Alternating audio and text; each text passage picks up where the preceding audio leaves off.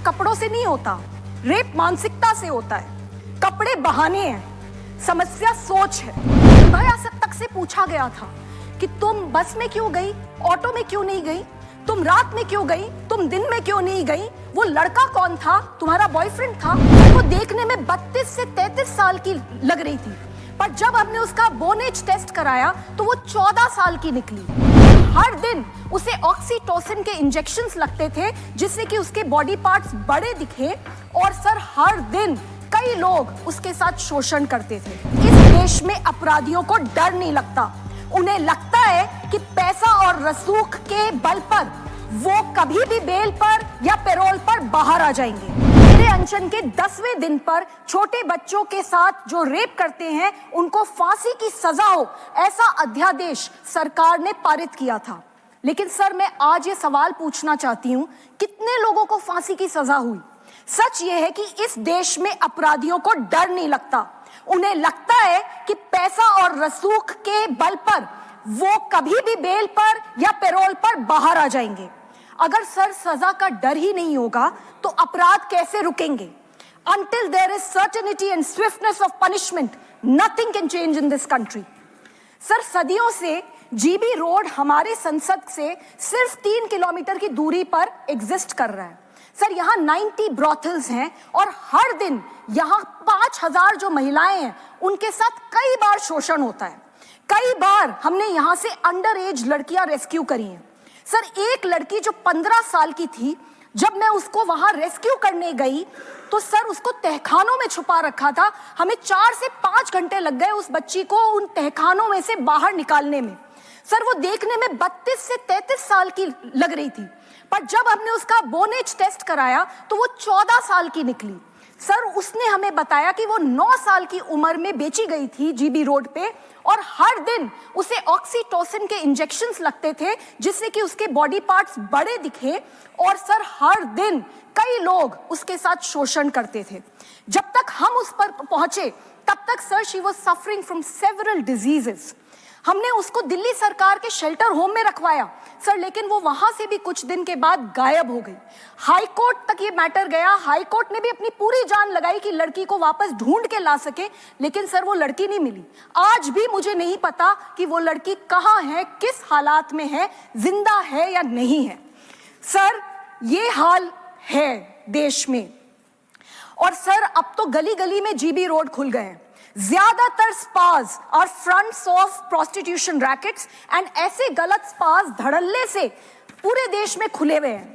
Sir मैंने कई स्पास में रेड करी है, और मैं एक स्पा में जब मैं अंदर घुसी तो मैंने देखा कि वहां पर एक लड़की जो 16 साल की थी और दिल्ली सरकार की स्टूडेंट थी, वो एक कमरे में वहां पे 2 आदमी थे और उसके साथ शोषण हो रहा था। सर हम उसको वहां से रेस्क्यू करके लेकर आए, काफी सारी एफआईआर भी हुई है, काफी जांच भी हो रही है, पर sir state governments have to act on this issue. Spas have to be regulated in this country and cross gender massage has to be banned across, otherwise कानून सर सिर्फ पेपर पे रह जाएंगे। सर 9 साल तक दिल्ली महिला आयोग में काम करा है मैंने 8 महीने की बच्ची से लेकर 90 साल की दादी तक के यौन शोषण के मामले देखे हैं सर, उनको हैंडल करा है। और एक बात बिल्कुल साफ है सर, रेप कपड़ों से नहीं होता, रेप मानसिकता से होता है। कपड़े बहाने हैं, समस्या सोच है। हम सबके घर में सर माँ है, बहन है, पत्नी है, बेटी है। अगर आज हम किसी और की बेटी के साथ अन्याय देखकर चुप रह जाएं, तो कल सर बारी हमारे घरों में भी हो सकती है। महिला सुरक्षा सिर्फ पुलिस या सरकार का काम नहीं है, ये पूरे समाज की सामूहिक जिम्मेदारी है। इसलिए सर कानून जरूरी है, लेकिन उससे भी ज्यादा जरूरी है उसका सख्त और ऑनेस्ट तरीके से इम्प्लीमेंटेशन। सर नंबर 1, पुलिस के संसाधन बढ़ाए जाने चाहिए और जवाबदेही तय की जानी चाहिए। सर हर जिले में फास्ट ट्रैक कोर्ट्स होने ही चाहिए and they should work in a fast track manner. Sir तीसरा, हर जिले में आधुनिक फोरेंसिक साइंस लैबोरेटरीज होनी चाहिए। सर आज इन लैबोरेटरीज का हाल बहुत बुरा है और इन लैबोरेटरीज में सैंपल सालों साल सड़ते रह जाते हैं। सर 20,000 की पेंडेंसी होती है।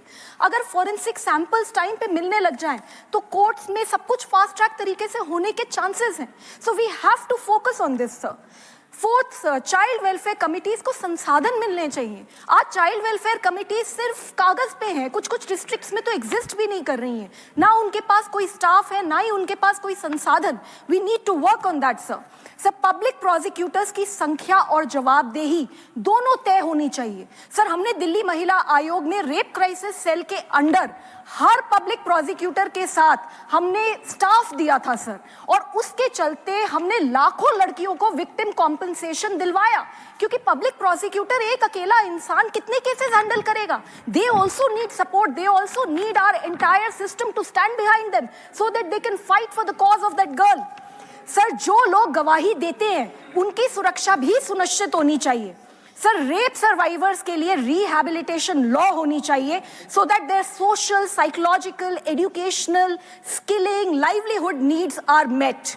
और सर पुलिस स्टेशन से लेकर पब्लिक स्पेसेस तक सीसीटीवी की कवरेज बढ़ानी चाहिए। और सर सबसे ज्यादा जरूरी, किसी भी नेता या अधिकारी पर अगर कोई लापरवाही करे तो उस पर सख्त से सख्त कार्यवाही होनी चाहिए। सर मैं निर्भया की मां से मिली थी और मैं उनके संघर्ष को सलाम करती हूँ। सर उन्होंने एक बात मुझे बोली थी जो मुझे सोने नहीं देती कभी कभी। उन्होंने मुझे ये बोला था कि कभी कभी उन्हें लगता है कि अगर उनकी बेटी जीवित होती तो वो ये जो न्याय पाने की जिल्लत है हमारे देश में, इसको कैसे सह पाती। क्योंकि सर निर्भया तक से पूछा गया था कि तुम बस में क्यों गई, ऑटो में क्यों नहीं गई, तुम रात में क्यों गई, तुम दिन में क्यों नहीं गई, वो लड़का कौन था, तुम्हारा बॉयफ्रेंड था। सर ये सारे सवाल लड़कियों से ही क्यों पूछे जाते हैं हमारे देश में। सर मुझे वो दिन देखना है जब भारत में कोई निर्भया ना हो। मुझे वो दिन देखना है जब भारत की हर बेटी बिना डर के आधी रात पे घर लौट सके और उसके माँ बाप चैन की जिंदगी जी सके। गाड़ी किଣିବାକୁ ଭାବୁଛନ୍ତି ତାହେଲେ ଆସନ୍ତୁ କାର ବାजार, ଯୋଠି ଆପଣଙ୍କୁ ମିଳିବ लो प्राइस कार ठु आरंभ करी लग्जरियस कार्स 10,000 किलोमीटर पर्यंत वारंटी और अफोर्डेबल प्राइस रे। औ हां एबे आपनकर फेवरेट कार बाजार रो सेकंड आउटलेट खोली जायछि ऑपोजिट ऑफ एस्थेटिक वॉल पहाड़ भुवनेश्वर। ताहले एबे लो प्राइस रे लग्जरियस कार किणंतु केवल कार बाजार रु।